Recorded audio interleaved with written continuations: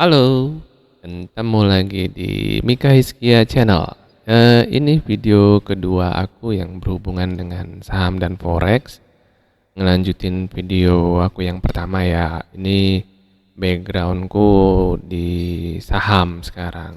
Videoku yang kedua ini aku mau cerita sharing kenapa aku lebih ke forex pada akhirnya. Ya, di video awal aku jelasin tentang saham versus forex. Di situ aku bilang kan, kita kalau mau ikan ya carinya di pasar ikan. Kalau mau buah ya pergi ke pasar buah. Nah, kalau mau uang ya pergi ke pasar uang. Itu forex market. Oke. Pasar saham itu tempat kita ngasih uang kita ke pemodal atau perusahaan. Itu salah satu alasan dasar kenapa aku milih forex selain dinamis seperti yang pernah aku bilang.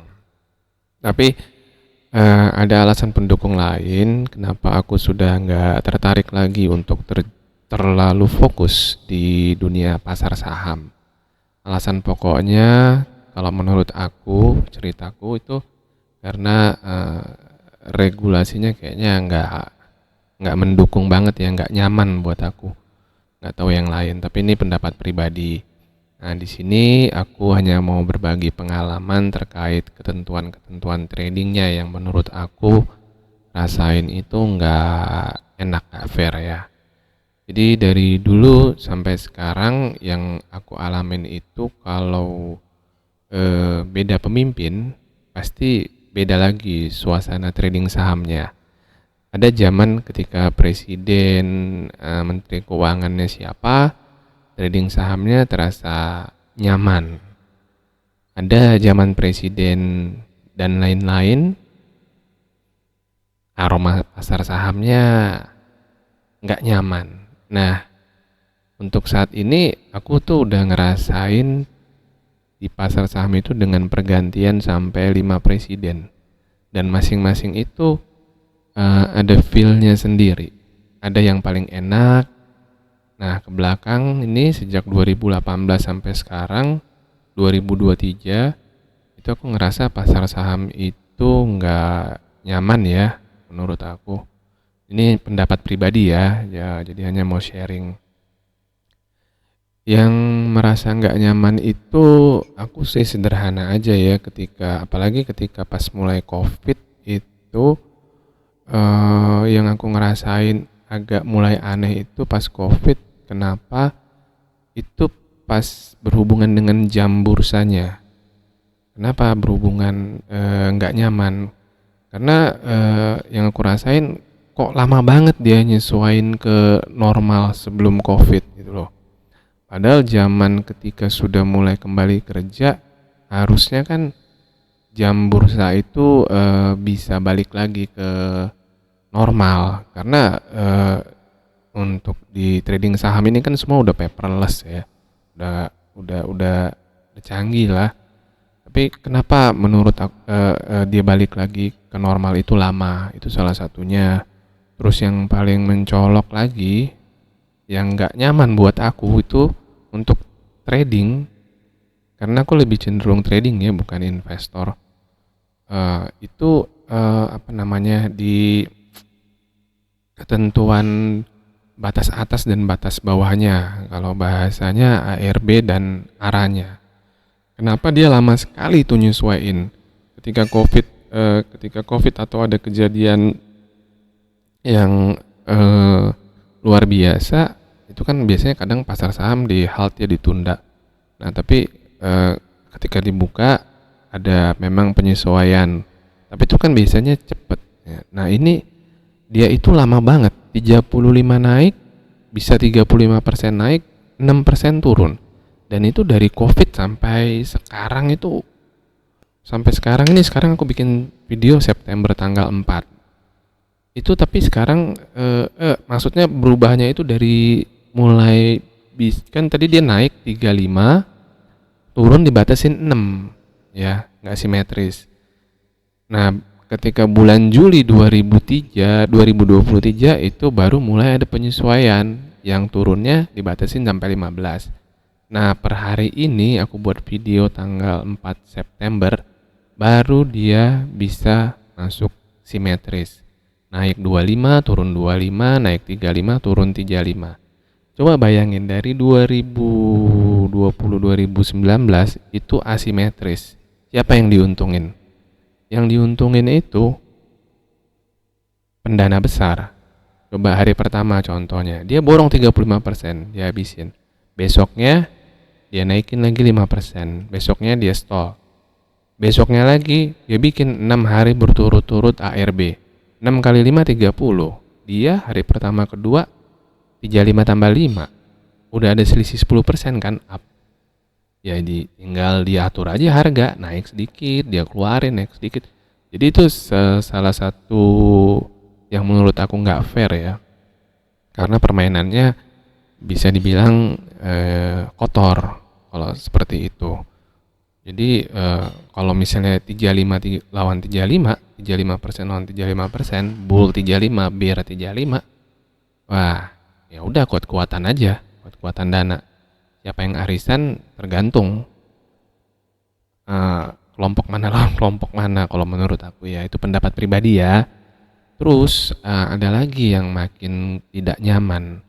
Itu ada namanya kena materai 10.000 untuk transaksi di atas 10 juta. Udah kena pajak levy, udah kena semua, kena apa namanya biaya adminnya lah istilahnya. Tambahin lagi 10% materai. 10% itu omset ya. Jadi kalau kita buy 5 juta, kita sell 5 juta 10.000 atau 5 juta 20.000, itu dipotong. Jadi 5 juta tambah 5 juta 20, 10 juta 20.000 dipotong biaya materai elektronik. Emang di TC-nya nanti muncul ada kayak materai gitu. Cuman kan kalau mau trading kasihan yang modalnya yang hanya 3, coba untuk jadi trader 3 kali 3 kali beli, 2 kali belilah dengan modal 3 juta 6. Terus dia jual untuk day trade 12 kepotong, atau yang modalnya 5 juta sekali beli satu saham, terus dia jual lagi 5 juta untuk satu hari, udah kepotong 10.000. Itu kayaknya misalnya dia trading ngambilnya hanya 15 perak, rata-rata kan bisa 15, 10, 20 juga jarang, 20 perak ya. Itu kalau dihitung-hitung nggak ada untungnya, belum hitung kos listrik, belum internet. Jadi menurut aku sih nggak fairnya di situ, ya nggak. Nah, itu salah satu yang bikin males kayaknya sekarang di bursa saham. Tapi per tanggal 4 September sekarang itu aku lihat di Google, coba mana ya, di Google tadi aku pas baca juga, bentar. Nah ini dia, pas di Google kan, dari Google aku ketik batas aturan ARB, muncullah ini per tanggal 4 September. Bursa Efek Indonesia akan berlakukan kembali kebijakan ARB dan arah secara simetris mulai Senin 4 September. Nah inilah yang best menurut aku kondisi pasar. Nih sekarang kan di sekarang itu tanggal 4 September. 4 September hari ini itu. Nah, sebelumnya kan tahap 2 istilahnya batasannya 15% yang ini. Nih, mulai 5 Juni jadi sampai September.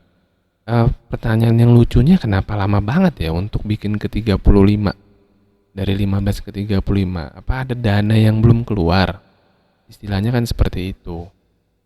Nah, kembali lagi ke screenku bentar ya. Nah, ini dialah. Jadinya itu alasanku kenapa saham itu sekarang kurang menarik, dan saham itu sebenarnya tergantung pemimpinnya, kebijakannya. Jadi memang ada kalanya menarik nggak menarik, ada kalanya jelas dan nggak jelas. Anggota yang ikut arisannya juga kadang beda-beda, berasa beda. Saham itu sebenarnya arisan loh, kalau pengen tahu. Jadi kayak arisan aja dibuat metodenya. Makanya ibu-ibu itu sebenarnya paling pinter trading saham, karena udah biasa arisan. Kemudian apalagi ya? Kenapa jatuhnya ke forex? Pada akhirnya ya tadi alasannya. Ketika di forex kita itu kan belajar kita belajar teknikal. Dulu aku fundamental belajar, teknikal belajar, tapi pada akhirnya lebih banyak ke ke teknikal. Nah, di teknikal ini sendiri itu pengaplikasiannya sama, bisa diterapin di forex dan di saham. Jadi untuk di saham sendiri sebenarnya untuk di forex sendiri sebenarnya sama kayak saham, ada fund besar yang menggerakkan harga di pasar forex itu, ada bank-bank besar, ada hedge fund besar. Tapi itu lebih susah karena mereka dananya besar sekali, jadi untuk bikin ARB atau ARA istilahnya itu susah. Jadi mereka itu antara fund besar, antara hedge fund atau bank-bank besar itu mereka mentradingkan algoritma mereka sendiri untuk bisa profit. Nah, itu yang sebenarnya bikin balance, mencari balance price di mana. Nah, seperti itu. Ketika belajar teknikal, itu semua bisa diterapin. Bisa diterapin di saham dan di forex. Nah, kenapa forex lebih menarik? Karena ketika kita belajar, kita tuh sebenarnya pengen tahu hasilnya dengan cepat. Ya, kalau kita belajar istilahnya orang belajar teknikal, ada yang namanya double bottom, double top, atau apa bullish engulfing lah. Aku nggak pakai yang seperti itu. Tapi itu bisa langsung kita tahu hasilnya, misalnya kita analisa pakai MACD atau RSI. Ketika dia ada lagi divergence, kita bisa langsung lihat, apalagi kalau time frame kita di 5 menit. Kita bisa tahu analisa kita itu benar atau enggak. Dan yang menarik lagi di forex itu memang benar. Forex itu sifatnya fraktal. Fraktal itu pengertiannya seperti apa yang terjadi di frame 5 menit, 2 menit, 1 menit, even di tick dengan 1 hour daily itu sama persis. Jadi fraktal itu gimana ya ngejelasinnya? Kalau di 5 menit itu bisa terjadi double bottom dengan konteks sebelumnya itu sama. Di 1 jam double bottom itu juga bisa terjadi di konteks yang sama dengan yang 5 menit tadi. Nah, seperti itu fraktal. Jadi sama. Nah, itulah makanya menariknya di forex itu seperti itu. Kita bisa langsung melihat hasil dari analisa kita gitu. Benar atau enggak, penerapan kita benar atau enggak. Jadi seperti itu. Nah, apalagi ya, jadi kenapa forex menarik itu tadi karena apa yang kita pelajari itu bisa langsung kita lihat hasilnya, apalagi kalau kita milih time frame 5 menit. Oh ya, untuk informasi, mana ini aku ganti backgroundku dulu. Aku nggak ganti. Aku itu sebentar.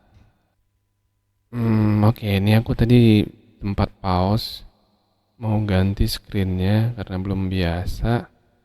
Jadi aku tadi lupa aku bilang apa. Tadi ngomong apa ya? Maaf, karena nggak pakai skrip, jadi asal ngomong aja. Bukan asal ngomong, hanya yang ngeluarin aja. Tadi sampai terakhir itu time frame kah? Oh iya, aku trading itu pakai time frame 5 menit. Pakai time frame 5 menit untuk di forex ya. Kenapa 5 menit? Karena 5 menit itu nyaman ya, sebenarnya nyaman buat aku karena untuk trading setiap hari ya. Nah, di sini aku ada buka posisi, aku masih tetap swing trend up ke atas, masih nunggu seperti itu. Jadi itulah kenapa aku begitu sangat tertarik dengan pada akhirnya pada forex.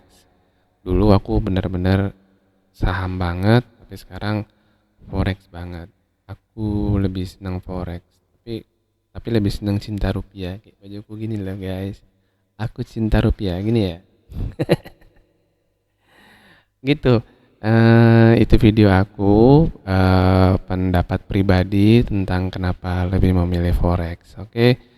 Kalau ada komen atau pertanyaan boleh ya ditanya-tanya karena untuk berbagi-bagi. Ingat ini saranku, pendapat pribadi. Oh iya, apa ya? Aku kasih quote hari ini di videoku ini.